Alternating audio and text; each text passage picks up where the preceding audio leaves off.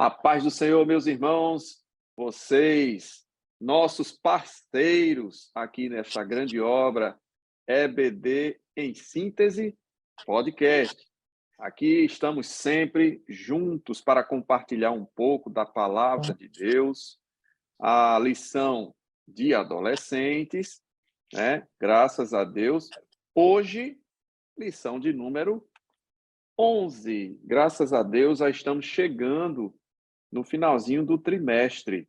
E hoje nós vamos conhecer a terceira carta de João. E eu já, desde este momento, quero saudar com a paz do Senhor Marco Júnior, João Felipe. Queridos irmãos, que Deus abençoe a todos. A paz do Senhor. Forte abraço para todos os nossos irmãos que estão nos assistindo nesse momento. Sempre uma grande satisfação estar aqui. Eu tenho certeza que será uma bênção dividir algo com vocês, algo que vai ajudar vocês e aprender com os meus irmãos aqui, Raniel e João, né? É sempre bom e agradável. A paz do Senhor, meus irmãos, mais uma lição que estamos aqui. E como o Marco falou, o irmão Raniel também, é sempre uma grande felicidade a gente estar aqui gravando, né? Porque a gente tem esses nossos momentos aqui reunidos e espero que essa aula seja uma aula abençoada para você, professor, que vai ministrar, para os seus alunos que vão estar ali sendo edificados pela palavra ministrada e que tudo ocorra conforme o propósito, o plano divino, né? Amém. Graças a Deus, nos sentimos honrados. Vocês estão sempre conosco, são nossos eternos convidados, são bem-vindos. Mas eu pergunto, você já se inscreveu nesse canal? Você já compartilhou com os outros professores, alunos? Você já passou a dica deste canal abençoador para quem você ama e para quem você quer que aprenda um pouco mais da palavra de Deus? Pois bem, pare aí 10 segundinhos, se inscreva no canal, aperta no sininho para chegarem as notificações, né? Passa esse conhecimento aí adiante, porque esse canal é nosso, é seu, é do aluno, e a gente tem o maior prazer de estar aqui mais uma vez. A lição de hoje, como a gente já falou, lição de número 11, terceira carta de João, já foi estudada primeira, segunda carta, outros livros importantíssimos aqui que estão muito bem colocados para ensino da Igreja do Senhor, cartas com um cunho pastoral muito importante. Já tivemos a defesa de Cristo no livro de Hebreus, né? Cartas de Pedro, Tiago, e ainda teremos mais até o final do trimestre. Muito bem, lição que tem como título Vamos conhecer a terceira carta de João. Por ser um livro pequeno, a gente pode até pensar assim, muito fácil, né? Pequenininho, tranquilo, mas eu estava aqui meditando, lendo sobre este livro, e eu me surpreendi com a quantidade de informações, de nuances, de coisas que aparentemente passam despercebidas numa leitura muito rápida e que merecem, sim, a nossa atenção, porque é para ensinamento da igreja e, portanto, é para ensinamento nosso. Essa lição tem 3 objetivos, né? Uma visão panorâmica da terceira carta de João. Quando a gente fala panorâmica num livro tão pequeno, é até curioso, né, João Felipe? Porque você fala de panorama, parece uma coisa bem grande, né? Mas tem uma coisa que eu sei, é que todo João gosta de falar muito. Se ele escreveu pouco, é porque foi profundo. E aí, Marquinhos, você está vendo aí? Rapaz, eu fico muito impressionado, porque existe um ditado que diz assim, que dos menores frascos é que saem as melhores e maiores fragrâncias. Então, quanto menor a mensagem, você não pode desconsiderá-la achando que ela é uma mensagem simplória, simplista, elementar. Sim. A mensagem torna-se ainda mais forte do que a gente imagina. Isso mesmo, meus queridos. Temos este objetivo da visão panorâmica. Não desprezemos esta carta, hein? ela é como um pequeno frasco de perfume francês, segundo Marco Júnior, né? Que fragrância Chanel, seria, Chanel, Marquinhos? Chanel 05, é? Rapaz! Muito bem. O segundo objetivo é observar o exemplo de três pessoas: Gaio, Diótrefes e Demétrio. Interessante que o Gaio, muito bem saudado, elogiado, Demétrio também, Diótrefes, entretanto, um péssimo exemplo, né? Alguém que parecia querer se apropriar da igreja, execrar os irmãos e desprezar o próprio apóstolo que cuidava da igreja. É pouca coisa? Então, vamos lá. Terceiro objetivo, incentivar os adolescentes a serem imitadores do bem. Muito bem, isto é a aplicação tão importante nas aulas da EBD, até nas pregações. As coisas precisam fazer sentido para quem está recebendo a aula, para quem está participando, ouvindo, aprendendo e remoendo aquele conhecimento. Portanto, é muito importante que o estudante, né, o aluno, esteja sentindo que aquilo tem a ver com ele nos dias atuais. Essa aplicação, portanto, ela é muito importante. Muito bem, queridos. Considerações iniciais, Marquinhos, João? Só falando do nosso autor em questão dessa epístola, que é o João, ele foi o autor do Evangelho, como os irmãos já bem devem saber, já está bem esclarecido, e de mais outras duas epístolas e também do livro da Revelação. Só que esse compêndio de três epístolas é bem interessante porque eles retratam Jesus como um sacerdote. E um sacerdote nada mais é do que aquele que está para servir ao povo em benefício do plano divino e das ordens do Senhor, conforme todos os escritos que existem na Bíblia, lá no Pentateuco, e conforme as informações que a gente sabe do Senhor Jesus Cristo. Então, é muito interessante a gente mentalizar isso, que Jesus é retratado como sacerdote nessas três epístolas maravilhosas que João escreve. Como o Marquinho bem falou, que já até introduz um pouco sobre o primeiro subtópico do primeiro tópico aí, que é compreendendo a carta, falando um pouco sobre o autor. Como eu disse, né, João, Deus tem um negócio especial com o João, sabe? Deve ser pelo nome, porque o nome João significa aquele com quem Deus usa de sua bondade. Vem do hebraico Yehohanan, que é a junção de Yahvé com Hanan, que é bondade, que é graça, misericórdia. Diferente de Marcos, que significa martelo grande. Olha aí, tá vendo? É um cuidado, sabe? Tanto que era o mais amado, segundo ele mesmo, né? Que só ele que ele escreve que ele era o discípulo mais amado. Mas João, filho de Zebedeu, irmão de Tiago, né? Os filhos do trovão, como Jesus os apelida ali, os Boanerges, os filhos do trovão. E João ele vai escrever essas cartas. E é interessante que João, apesar de... É interessante como Deus ele muda as pessoas. Que Pedro, a gente via Pedro aquele muito sanguíneo, muito aquele negócio todo, e João e Tiago foram os que pediram para que Deus fizesse descer fogo do céu e consumisse o pessoal, por isso filhos do trovão, porque eles também eram meio esquentadinhos, né? Mas você vê que ele depois ficou conhecido como o apóstolo do amor, mais tranquilo, sempre aquela humildade, sempre aquelas palavras de mansidão, de temperança.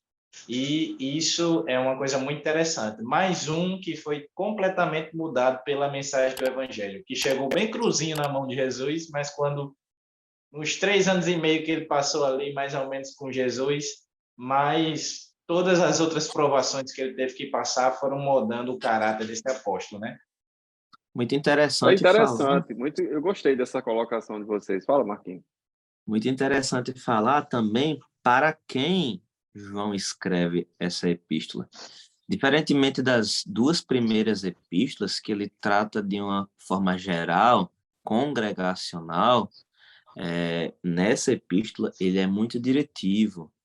Ele é diretivo a Gaio, aconselhando Gaio, elogiando Gaio, falando sobre a postura dele e a maneira como ele vem desenvolvendo o trabalho diante da igreja do Senhor.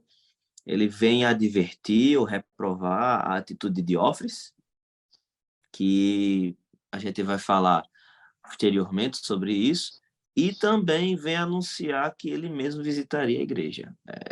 Vem dar uma introdução sobre um apoio, porque o líder é muito interessante, rapaz. João era pastor. João era pastor. E se você imaginar que um líder, ele precisa, além da responsabilidade que ele dá para o seu liderado, ele precisa saber, no momento certo, reconhecer o trabalho do seu liderado.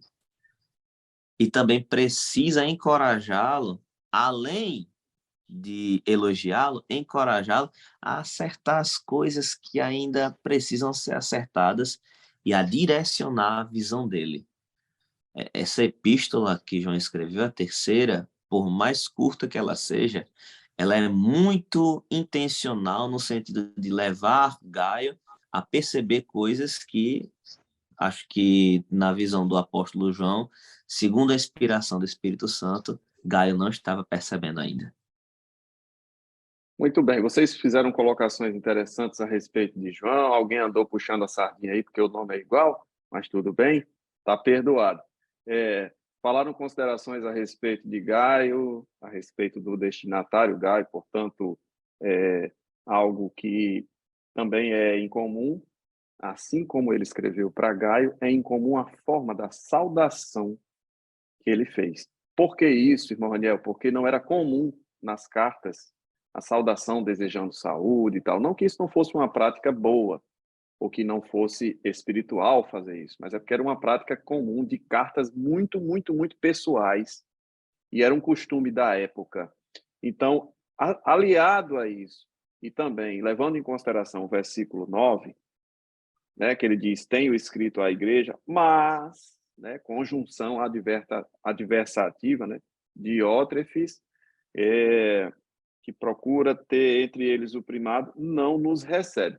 Me parece, Marquinho e João, me parece que, diferente de outras cartas, João não estava tendo sucesso na comunicação com a sua igreja, a igreja na qual ele era responsável, e ele teve que escrever de forma pessoal a Gaio, para garantir que a sua mensagem chegasse à igreja, e que, me parece, Diótrefes não estava deixando. E aí eu já vejo a primeira grande característica que torna essa carta um tanto especial. Ela é diferente de outras cartas. Ela tem a saudação que fala do ponto de vista da prosperidade pessoal, da saúde. Ele se preocupa com a saúde de Gaio no sentido de desejando que Deus dê paz, saúde, prosperidade, elogia Gaio.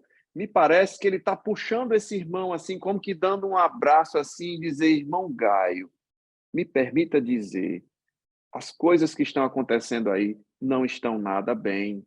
Eu conto com você, Gaio. Você é um baluarte nessa igreja. Você está mantendo a postura que se espera de um cristão, diferente de Diótrefes.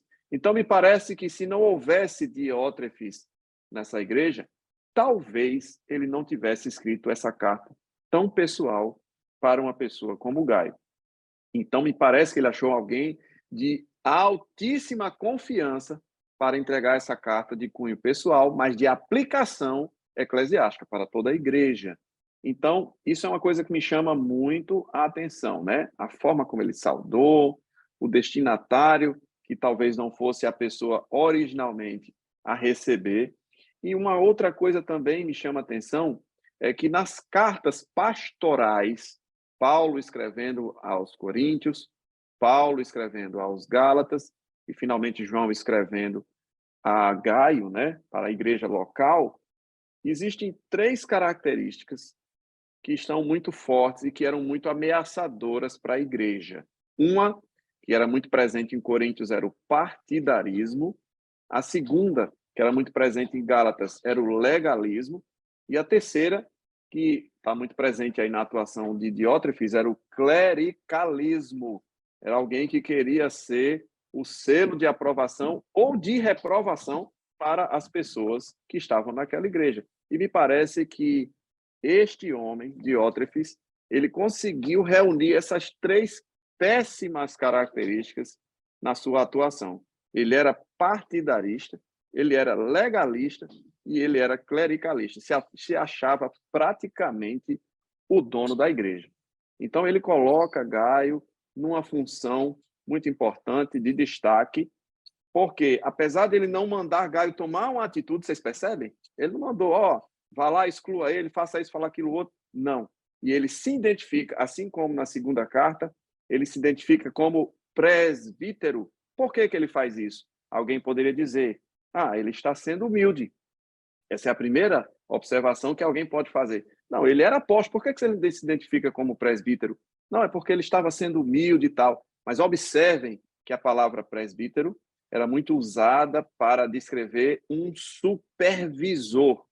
E presbítero, até hoje, é uma função local, diferente de um ministro, diferente de um pastor, de um evangelista.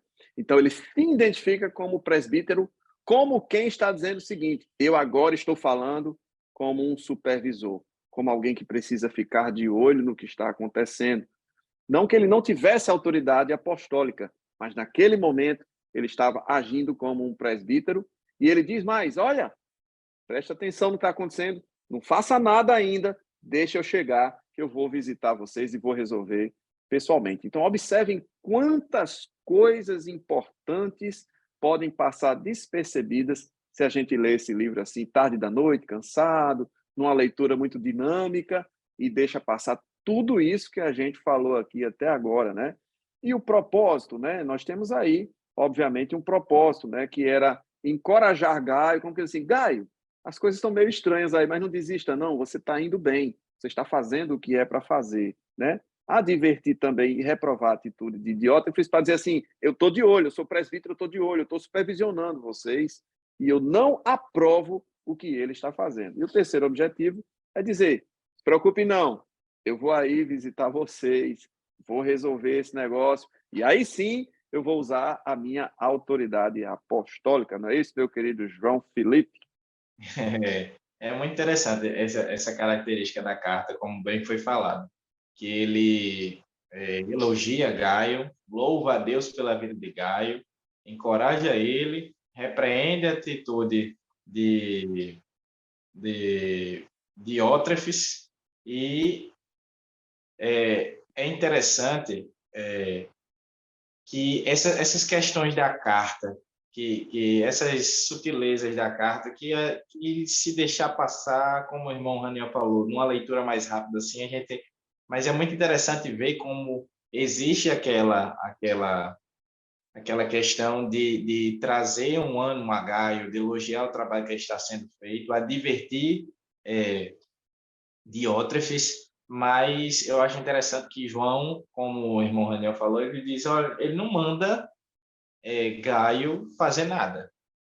Tanto porque talvez Gaio nem tivesse autoridade para isso, né? Então, ao mesmo tempo que ele recebe, que ele se coloca no lugar do presbítero para tanto mostrar a Gaio que ele estava de olho, assim como talvez se a mensagem chegasse ali a Diótrefes, ele também entendesse que estava de olho, ou talvez não. Como a carta foi direcionada a Gaio, acho que ele disse, olha, tenha ânimo, mas espere só um pouquinho que eu estou chegando já, e desde que de Diótrefes eu cuido.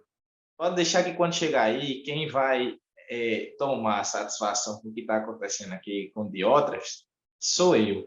Então não se preocupe não que continue o seu trabalho, fique aí quietinho na sua, mantenha a ordem aí do jeito que está indo muito bem, você está agindo muito bem, e que quando chegar aí, deixa que eu cuide de outras, pessoalmente. Eu acho muito bonito como o João escreve, e ele é um entendedor de procedimentos. João é um exímio entendedor de procedimentos. E eu acho não, tenho certeza que a nossa igreja, ela vive de procedimentos. Por quê? Quando João escreve, ele começa o versículo dizendo: o presbítero, na verdade, o presbítero, para aquela época, equivale ao pastor da igreja. Então, João estava se identificando para Gaio, e não apenas, não por Gaio não saber que ele era o pastor, mas ele estava dizendo: Gaio, o pastor da igreja é quem vai resolver esse problema. Simples. João chegou assim e disse: eu vou resolver, eu reconheço seu trabalho, reconheço o que você tem feito, eu estou atento ao que acontece com Diófrenes, eu estou atento a Demétrio também. Então, ele faz um apanhado de alguns dos irmãos da igreja, justamente para dizer que ele, como pastor, conhece o rebanho que foi confiado a ele. Ele sabe quem é quem. Então, isso é muito do líder, isso é muito daquele que tem essa posição de liderança, de conhecer o rebanho, de conhecer quem ele lidera, de conhecer quem está trabalhando com ele. Mas, aqui para Gaio, ele disse: Gaio, eu te amo, mas o pastor sou eu. Então, eu, como pastor, vou resolver esse problema. Então, por que João entende de procedimentos? Porque existem coisas que, para os líderes de 100, de 70, de 1000, de 500, não é lícito ser resolvido. E João diz: pronto, esse problema aí não é para o líder de 60, de 100. Esse problema aí é para o pastor da igreja resolver. Então, é muito bom conhecer de procedimento. Isso é até uma lição para nós que somos líderes, eu particularmente que estou na liderança do DEJAD, junto com a diretoria, é entender de procedimento, de quem é a atribuição, o que fazer, a quem recorrer.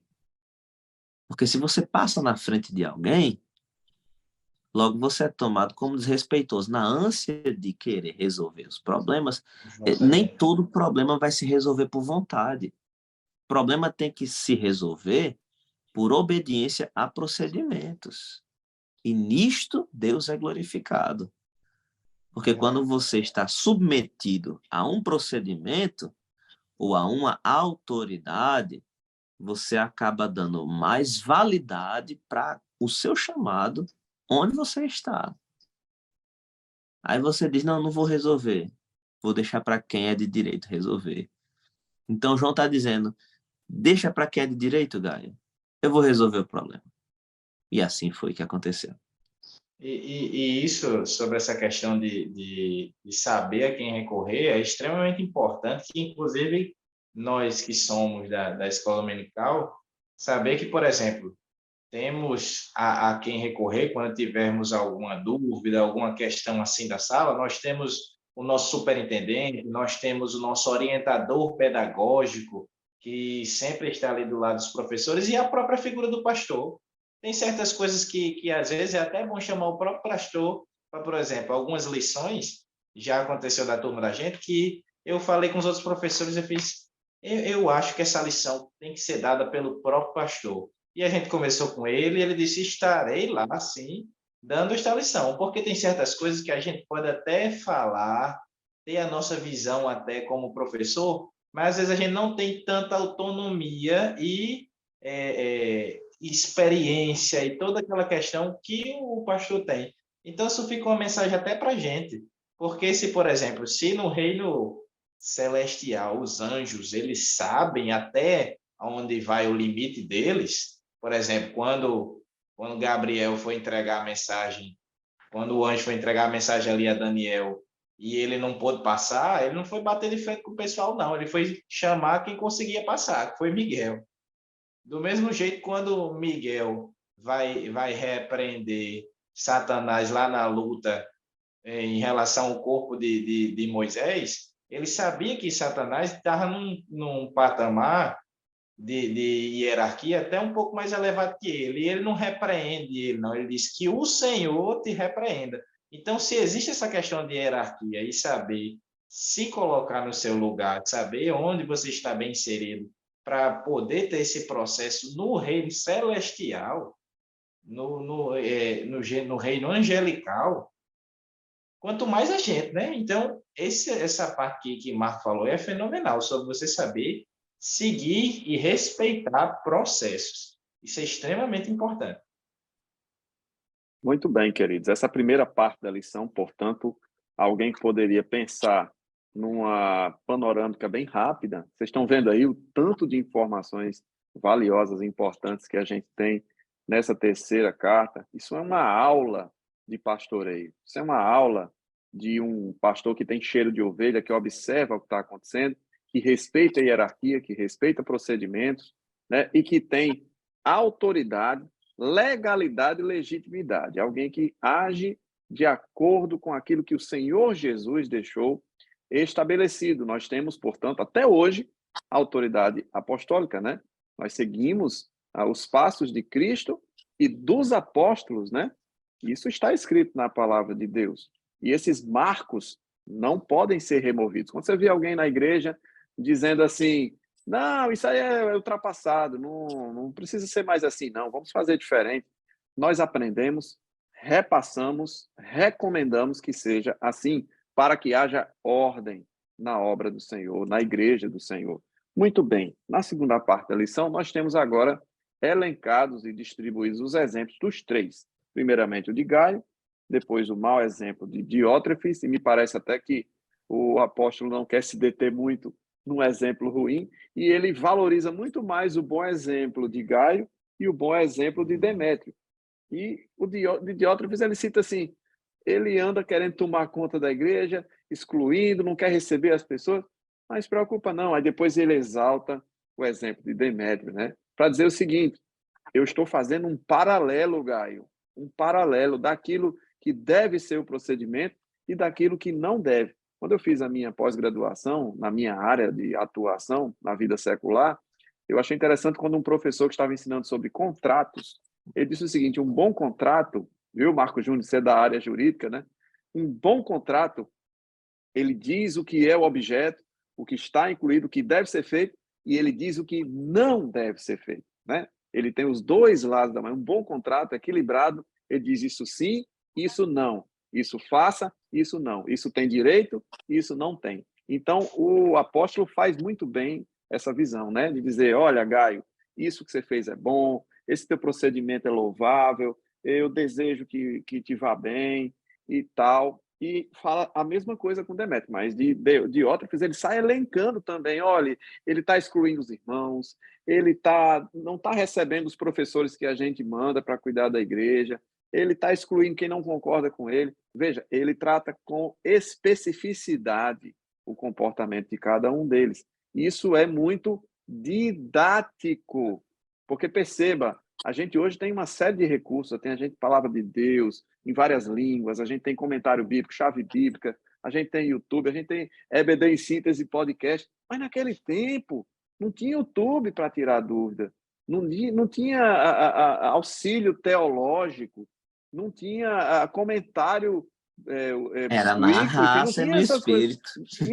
Então, esse compêndio de informações era primordial para o bom andamento da obra do Senhor. Imagine a insegurança que aqueles irmãos tinham. Eles não podiam pegar o celular e ligar e dizer, olha, João, está acontecendo isso, o que é que eu faço? Então, ele precisava ser muito cirúrgico nas suas colocações. Não é isso, Marco Júnior? Dá aí um exemplo aí de Clareza, Gaio, Diótrefes, Demétrio, fala aí para nós. clareza dos processos é algo muito importante na conjuntura da liderança. E os líderes, eles precisam ser claros. Acho que nosso irmão Raniel já deve ter feito N cursos sobre liderança na sua área secular, e é o que a gente percebe.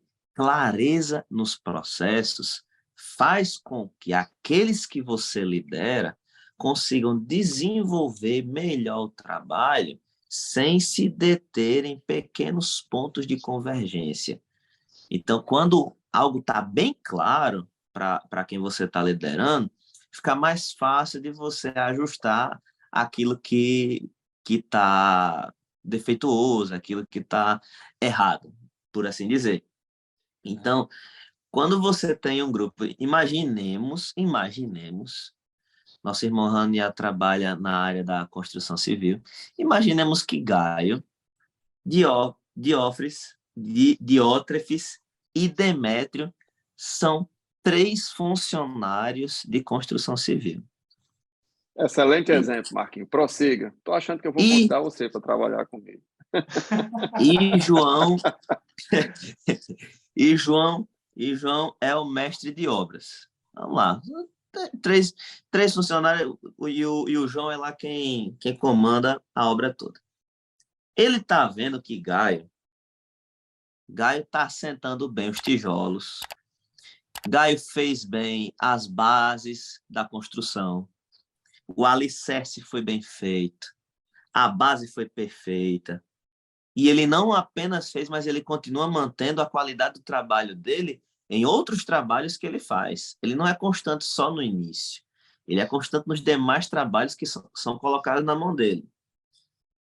Diótrefes, por outro lado, é aquele funcionário... O sindicalista, né, Marquinhos? É o sindicalista. Diótrefes é aquele cara que levanta o muro torto e diz, não, a gente fez isso daí no reboco.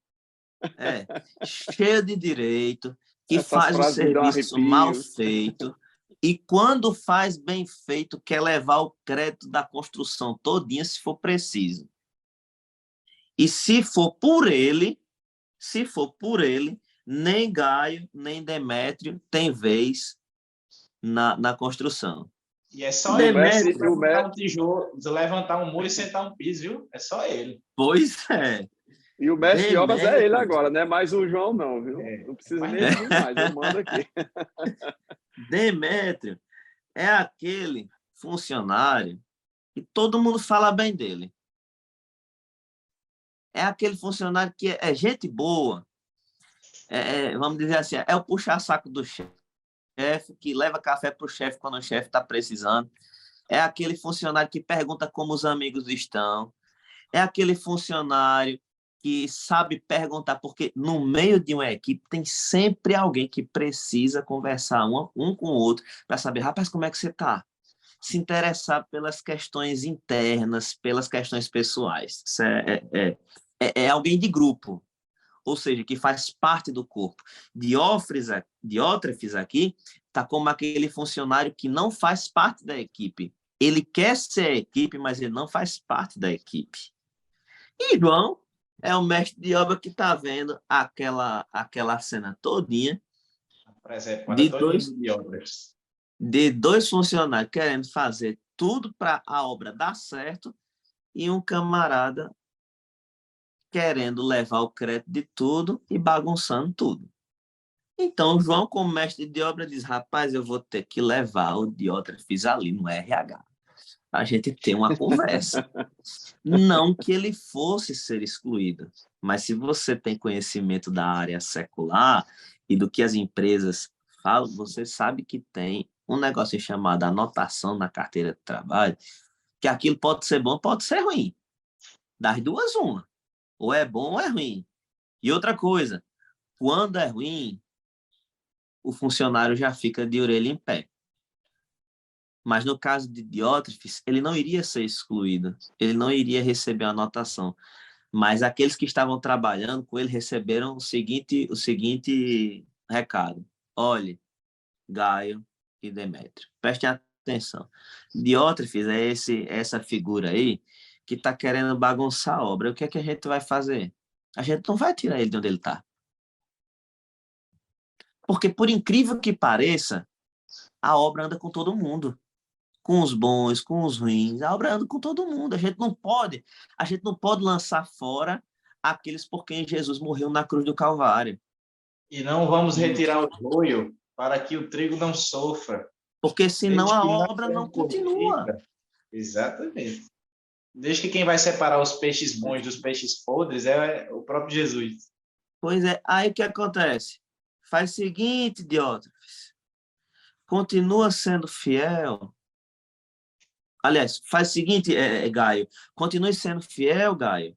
Faz o seguinte, Demétrio, continue sendo fiel, faça com diligência, continue fazendo com diligência aquilo que vocês estão fazendo, e tudo bem, vai dar tudo certo. Agora, com Diótrefes, deixa que eu resolvo. Eu vou ter uma conversa com ele. Porque o diálogo está no sangue do verdadeiro líder. E muitas vezes um diálogo resolve muita coisa. É verdade. Interessante que ele não inflamou, né, Marquinhos? Ele podia ter inflamado, Não. ter falado coisas até horríveis. Ele só citou o procedimento, né? A reprovação do procedimento.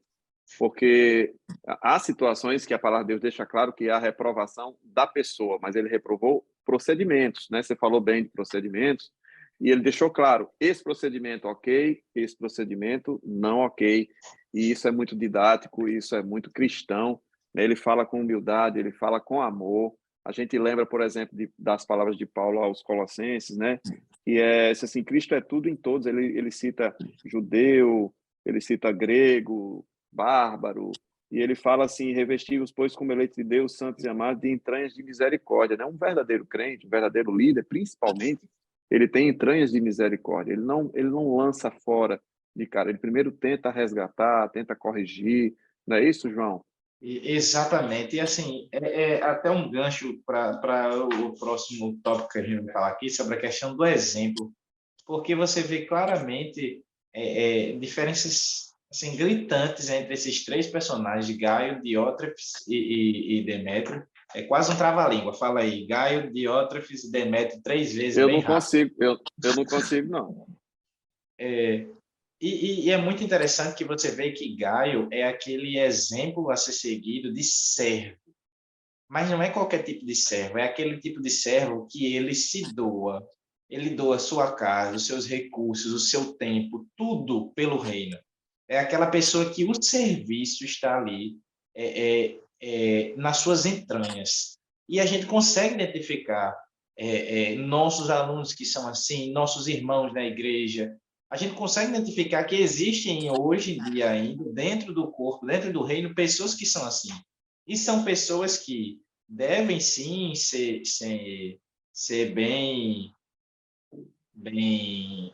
elogiadas e tudo mais. O serviço é reconhecido primeiramente por Deus e deve ser reconhecido pelos que estão à sua volta, mas sempre com o cuidado que Marco falou aí, de sempre Gaio entender que até onde ele pode ir, o que ele resolve e o que não cabe a Gaio resolver, né? Porque também o homem ele é provado pelos elogios, os louvores que recebe, assim como o ouro é provado no fogo e a prata é provada no crisol. E o homem é provado nos elogios. Então, mas sabendo que Gaio era um servo tão obediente, tão amante do reino, que ele não ia ter problema com aquela carta ali. E você vê Demétrio como o exemplo de uma pessoa que, como o Marco falou, era aquela pessoa que sempre todos eles falavam bem. E se todos falavam bem, não é só porque ele fazia as coisas, mas ele também tratava as outras pessoas muito bem. Tinha aquela questão, então você vê um servo sempre doando tudo que tem da sua vida para o reino e vê Demétrio, que era um servo que se preocupava também com seus irmãos ali, de como estava o convívio deles no reino. Sempre que precisasse de alguma coisa, também aquele coração de servidor, de servo, sempre procurando ali estar a serviço de seus irmãos. E já Demétrio, além de muito snob, como o comentarista vai trazer aqui, que era muito insubmisso, difamador, mentiroso, autoritário, intolerante, a gente vê ele se colocando como juiz da congregação, porque ele quis julgar quem era lícito, quem era digno de estar ali congregando com ele e quem não era. É aquele tipo de líder que só vale o pensamento que quer ocupar ali a liderança, mas é aquele pensamento de que só funciona se for do jeito dele. E quem discordar pode cair fora porque eu não quero trabalhar com essa pessoa, não. E isso é uma coisa assim completamente errada. Se você parar olha como é grave isso. Você olhar para uma pessoa e dizer assim, não, essa pessoa não é digna de estar mais congregando aqui não, e porque eu agora sou o dono da igreja, eu decido quem entra, quem sai, quem assume cargo, quem não assume, e não sei o quê. Não sabe o seu lugar na hierarquia eclesiástica que havia ali, se coloca no lugar de juiz, e para esse tipo de pessoa o julgamento vai ser muito pesado. E terceiro, ele quer simplesmente coordenar tudo que está ali ao seu redor, ao seu bel prazer, conforme a sua vontade. Não que se faça feito assim na terra como no céu, mas conforme o coração de Demétrio, ou de Diótrefes. Meus amados, percebam, a Bíblia está repleta de exemplos, tipos de Cristo, né? A gente chama tipo de Cristo, ou seja, tipologia, né? Alguém que é muito semelhante nas características a Cristo. E a gente observa, por exemplo, que ele faz esse paralelo e apesar de na Bíblia não existirem tipos de Satanás, porque o objetivo da Bíblia é Cristo, o objetivo da palavra de Deus é Cristo, então o foco é Cristo. Mas se você parar e reparar um pouquinho, Diótrefes estava se prestando a um tipo de Satanás. Olha que pesado. Por quê? Opositor, mentiroso, adversário, usurpador, queria tomar o poder para si. Então, é um tipo de Satanás. O João não usou essas palavras, mas quando ele elenca as características, a gente faz, acho que eu já vi isso acontecer em algum lugar. Né? E ao contrário do que alguém pensa, o pecado não nasceu na terra. O pecado nasceu no céu com o próprio Satanás. E que foi destituído, foi tirado. Né? Então você tem tipos de Cristo e tipos de Satanás. Isso é muito sério.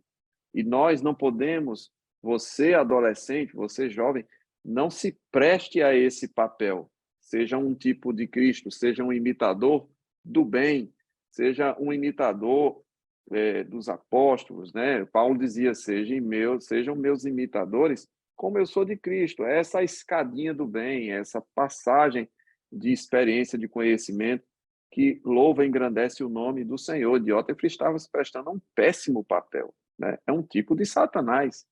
Né? Paulo, inclusive, entregou um homem que estava dormindo com a mulher de seu pai numa igreja. Ele disse: eu entrego para Satanás. Perceba, João não fez isso. Ele até teria autoridade para fazer. Mas como ele era o apóstolo do amor, ele era um homem que tinha misericórdia de Deus na sua vida, ele disse: não, eu vou preferir resolver aí, e a gente vai conversar e vai se resolver. A palavra de Deus não narra como isso termina. Não é interessante? A gente não sabe como isso termina. Inclusive, o próprio Gaio, a gente não sabe de que Gaio está se falando, porque na Bíblia fala de 2 ou 3 Gaios. A gente não sabe de que Gaio está sendo falado e não sabe qual é o final que isso termina. Mas se Diótrefes não tem uma mudança de postura, a gente sabe como isso termina. A gente tem, por exemplo, o exemplo de Judas, que traiu Jesus. E por acaso Pedro não traiu, não, gente? Pedro negou Jesus 3 vezes na casa do sumo sacerdote e praguejou. E o que é que muda na experiência de Pedro e Judas? Ambos eram pecadores, ambos traíram a confiança de Jesus. Um se arrependeu e obteve o quê? Misericórdia. O outro ficou com remorso, não era arrependimento, era remorso. E ele foi e se enforcou. Né? Então perceba, mesmo um Diótrefes, que se presta a ser um tipo de Satanás, se tiver um arrependimento genuíno, ele será alcançado pela misericórdia de Deus. Não sejamos nós os que fazem o papel de Diótrefes e excluem as pessoas do convívio dos santos, da casa do Senhor, da igreja. Não façamos isso. Sejamos o Gaio, que permanece firme, sejamos o Demétrio, que funciona como uma verdadeira cola entre os irmãos, né? Que faz a união, que promove a união entre os irmãos. Portanto, tenhamos os bons exemplos para nós Apliquemos isso no nosso dia a dia. Não sejamos assim velozes para acusar, né? Vamos ser como crianças, com pureza, com amor, com respeito, com interesse nas vidas, com a aplicação do bem sobre quem precisa, misericórdia sobre quem precisa. A palavra de Deus diz: não precisam de médico os sãos. Então, a igreja, a casa de Deus, é chamada casa de oração, é lugar de misericórdia, é lugar de restauração. Eu e você somos agentes de mudança na vida das pessoas. Então, apliquemos isso nas nossas vidas, sejamos como João, o apóstolo amado, e apliquemos a misericórdia. Eu quero citar uma frase do meu pai, pastor Celedon Marques de Oliveira. Ele diz: na dúvida, meu filho, eu coloco no céu. Por quê? Porque há procedimentos que são tão estranhos e há pessoas que a gente não sabe distinguir bem o fruto, né? Que João observou aqui o fruto de cada um. E algumas pessoas até que morrem e a gente não sabe se morreram com Cristo ou sem Deus, o papel de colocar no inferno não é nosso. Então façamos como João. Deixa eu conversar com ele, vamos ter calma, deixa eu chegar aí e a gente ver o que está acontecendo. Tenha calma. Por quê? Porque eu tenho esperança de salvar este homem, como Paulo escreveu a Timóteo, né? O qual deseja que todos se salvem. Então, sejamos cristãos, sejamos um tipo de Cristo que aplica a misericórdia. Não é isso, João, Marquinho?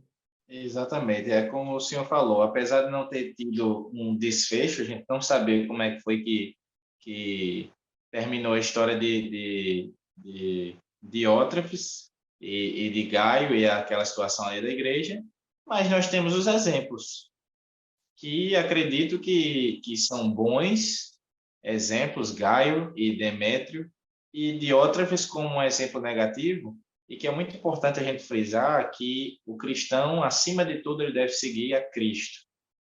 Ou seguir, eu posso seguir pessoas também? Você só pode seguir pessoas, exemplo de pessoas, se essas pessoas forem também sempre estarem buscando a imagem de Cristo. E nós temos muitos referenciais aqui que são mais próximos que a gente pode pegar como bons representantes daquilo que Cristo sempre nos ensinou. Tanto que Paulo disse, olha, sede meus imitadores, assim como eu sou de Cristo. Então, isso traz até uma questão de quem são as referências que nós estamos pegando? Quem são as referências dos nossos jovens hoje em dia? Quem são as referências que estão moldando o caráter dessas pessoas? Tantos influências, tantas pessoas aí que a gente talvez não deveria nem chamar de influências, porque a influência dele, ele pode até estar influenciando, mas geralmente a influência dele é totalmente, contradiz completamente aquelas coisas que a Bíblia fala. Então, sejamos imitadores dos bons exemplos que a Bíblia nos traz. Sejamos pessoas com coração de servo, assim como Gaio e Demétrio, e jamais sigamos o exemplo de Diótrefes, porque apesar de não sabermos o final dele, mas sabemos que o salário do pecado é a morte, e se a pessoa não se arrepender daquele caminho que está seguindo ali, de erros e de condutas completamente erradas, a árvore que não dá fruto ou que ela dá frutos ruins, ela é cortada e lançada no fogo. A árvore que dá bons frutos, ela é podada, é cuidada para que dê mais frutos. Então, apesar de não sabermos o desfecho, nós sabemos. O que eu acho muito bonito é uma coisa que o comentarista fala aqui: jamais esqueçamos que fomos criados para praticar boas obras. Nós fomos criados para o bem. A idealização do Senhor desde a criação da raça humana foi para que o homem, em seu estado puro, fizesse o bem. Mas, a partir do momento que o mal entrou no mundo, então nós temos essa dubiedade de características no coração do ser humano, tanto apontado para fazer o mal, como apontado para fazer o bem. E quando João escreve essa epístola, ele fala muito bem sobre essa distinção, quando ele fala no versículo 11, dizendo: amado, não sigas o mal, mas o bem. Quem faz bem é de Deus, mas quem faz mal não tem visto a Deus. Então, ver Deus, o escritor do livro de Provérbios, Salomão, disse no capítulo 3, versículo 6: reconheça-o em todos os teus caminhos e ele endireitará as suas veredas.